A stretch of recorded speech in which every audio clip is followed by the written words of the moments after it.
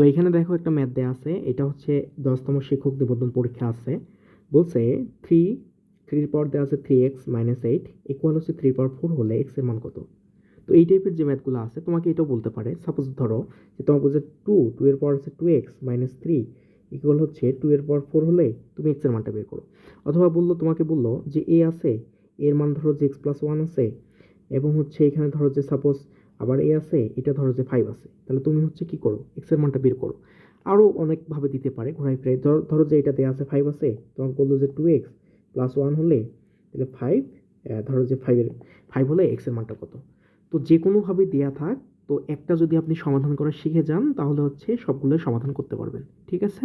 তো এখানে আমাদের কি দেওয়া আছে, 3x-8 ইকুয়াল হচ্ছে 3/4। এখন দেখো যে বাম পক্ষ এবং ডান পক্ষের দিকে তুমি লক্ষ্য করো, এইটা কিন্তু আমাদের বেস, এটা হচ্ছে আমাদের বেস, এগুলো হচ্ছে সূচক বা পাওয়ার। ঠিক আছে? দেখো তো এর বেস কত, 3 না? এর বেস কত, 3 না? তো বেস যেহেতু সেম, আমি বেসটাকে বাদ দেবো।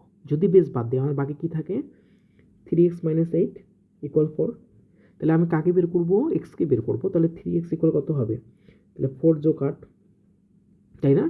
তাহলে এখন দেখো কি হয়, তাহলে 3x ইকুয়াল কত হয়, 8 আর 4 হচ্ছে 12, তাহলে এক্স 3 এখানে গুণ অবস্থা আছে, ওইদিকে গেলে কী হবে, ভাগ হবে। তাহলে 3, তাহলে কত, 3×4 = 12, তাহলে আমাদের অ্যান্সার হচ্ছে 4। তাহলে আমাদের 4 কোথায়, 4 হচ্ছে এখানে, সো আমাদের অ্যান্সার হচ্ছে এটা। ওকে।